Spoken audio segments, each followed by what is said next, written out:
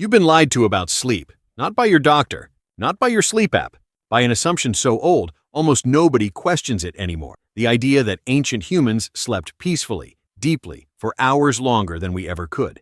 That somewhere back before electricity, before screens, before alarm clocks, humans had sleep figured out. That we broke something ancient and perfect. They didn't have it figured out, and the proof isn't a theory. It's data, tracked on real people, still living the way humans lived for most of our existence.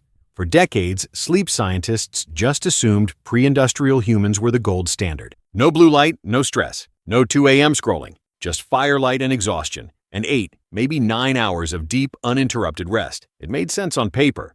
It fit a story we wanted to believe, that modern life is the villain, and somewhere out there, a natural version of sleep still exists. So in 2015, a UCLA neuroscientist named Jerome Siegel decided to actually test it. Not with surveys, not with guesses, with hard data pulled directly off the wrists of people living almost exactly the way ancient humans did. His team studied 3 groups: the Hadza of Tanzania, hunter-gatherers dependent entirely on wild food; the San of Namibia, living deep in the Kalahari, isolated from modern infrastructure; and the Tsimane of Bolivia, hunter-horticulturalists near the edge of the Amazon. No electricity, no mattresses, no clocks. If the ancient sleep myth was true anywhere on Earth, it would show up here. This wasn't a casual observation. 94 people wore medical-grade sleep trackers, the same technology used in hospital sleep study, for months at a time. In total, the researchers gathered over 1,165 nights of data, across 3 continents, across 3 completely unrelated cultures, with different diets, different environments, different genetics. If ancient sleep had a natural pattern, 3 unrelated societies with nothing in common except a pre-industrial lifestyle would be the closest thing to a control group science could ever get, and the results did not go the way anyone expected. These groups weren't sleeping 9 or 10 hours a night. On average, they slept about 6.4 hours, with individual groups ranging between 5.7 and 7.1 hours, depending on the season. That's not longer than modern sleep. In some cases, it's shorter than the sleep guidelines your doctor probably hands you. They weren't going to bed at sunset either. On average, people in the study stayed awake for more than 3 hours after dark before falling asleep, sitting by the fire, talking, existing in that in-between space we now guiltily call bedtime procrastination, like it's some kind of modern character flaw. They woke up, on average, about an hour before sunrise.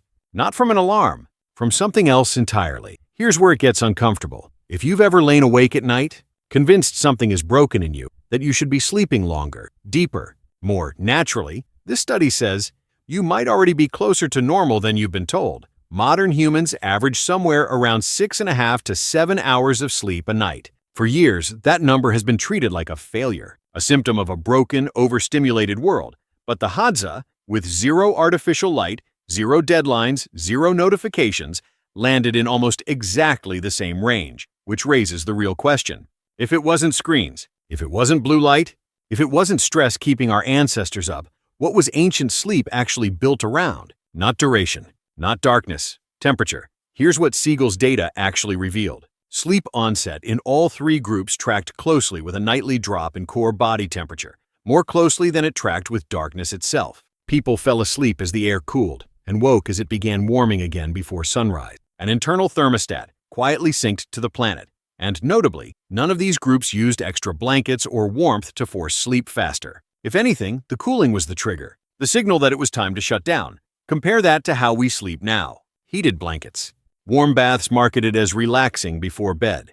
Bedrooms kept cozy and warm all night, fighting the exact biological cue that ancient humans relied on. We didn't evolve to sleep warm. We evolved to sleep as things got cold. And this isn't just one isolated data point. Researchers later compared these findings against another group, the Toba of Argentina, some of whom have access to electricity and some who don't.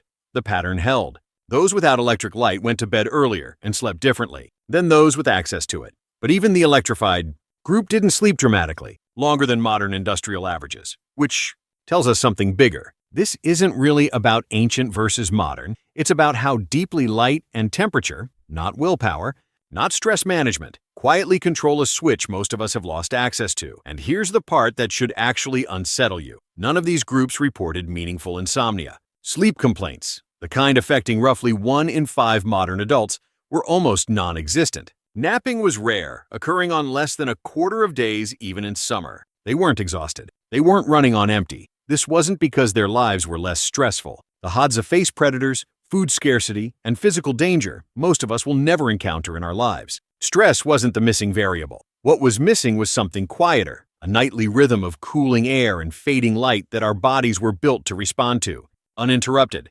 The San and Tsimane languages don't even have a native word for insomnia, not because it doesn't exist, biologically, but because the environmental conditions that seem to trigger it in the modern world simply weren't there to begin with. We didn't lose the ability to sleep well. We built an environment that fights the exact mechanism that made ancient sleep work in the first place. So no, ancient. Humans weren't sleeping longer than you. They weren't sleeping some mythically better version of sleep, either. They were listening to something we've spent the last century engineering our way out of. Maybe the Ice Age didn't teach us how to sleep more. Maybe it just proved we were never supposed to fight the cold to fall asleep in the first place.